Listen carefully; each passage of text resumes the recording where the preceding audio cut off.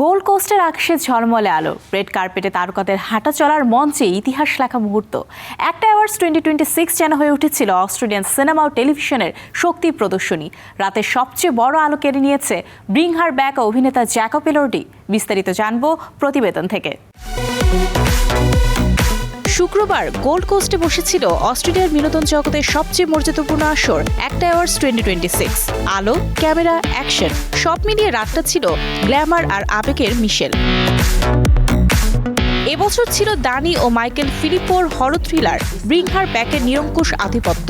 16টি মনোনয়নের মধ্যে 10টিতেই জয়। সেরা ফিল্ম, সেরা নির্দেশনা, সেরা প্রধান অভিনেত্রী সহ এডিটিং, কস্টিউম, কাস্টিং প্রায় সব গুরুত্বপূর্ণ প্রযুক্তিগত বিভাগেই বাজিমাত করেছে সিনেমাটি। আমরা সত্যিই আনন্দিত এবং কৃতজ্ঞ। এই জয় আমাদের পুরো দলকে উৎসর্গ করছি। অস্ট্রেলিয়ার গল্প বলার শক্তি বিশ্বের প্রতিটি প্রান্তে অনুপ্রেরণা যোগাচ্ছে। আমাদের সকলের প্রচেষ্টা এই মুহূর্তটিকে সম্ভব করেছে। রাতের আরেক উজ্জ্বল নাম Jacob Elordi. The narrow road to the deep নর্থে আর্মি সার্জন ডরিগো ইভান্স চরিত্রে অভিনয়ের জন্য তিনি জিতেছেন সেরা প্রধান অভিনেতার পুরস্কার। একটাকে জাস্টিনকে বলতে চাই, তুমি আমার ভাই। যারা আমার সঙ্গে ট্রেনে ছিল, আমাদের পুরো ক্রিয়েটিভ টিম ও যারা এই কাজকে এটি করে তুলতে সাহায্য করেছেন, সকলকে ধন্যবাদ। গুয়েলমো দেল তোরোর ফ্র্যাঙ্কেনস্টাইনে ক্রিয়েচার চরিত্রের জন্য ক্রিটিক্স চয়েস মুভি অ্যাওয়ার্ডস যাওয়ার পর এবার একটা, আর সামনে অস্কার, বাফটা ও স্যাক মনোনয়নও। দর্শক ভোটে সেরা অস্ট্রেলিয়ান অভিনেতার পুরস্কারও গেছে তার ঘরেই।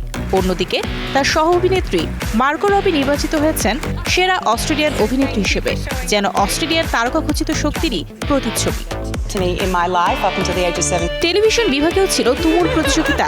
The narrow road to the deep north 12টি মনোনয়নের মধ্যে 9টিতেই জয়। নেটফ্লিক্সের অ্যাপল সাইডার ভিনেগার 20টি মনোনয়ন পেলেও জিতেছে মাত্র 2টি, যা ছিল রাতের বড় চমক। অন্যদিকে এবিসির জনপ্রিয় সিরিজ দ্য নিউজ ডিটা জিতেছে 4টি পুরস্কার। কমেডিতে বাজিমাত করেছে বাম। Thank you for having us as part of the family and acknowledging all their wonderful hard work. Thank you.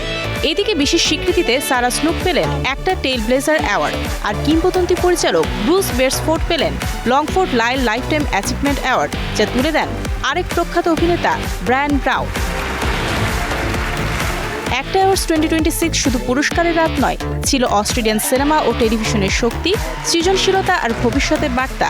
Bring her back আধিপত্য আর জ্যাকব এলর্ডির উত্থান এই রাত লিখে রাখলো এক নতুন অধ্যায়। Mario Sen, star entertainment.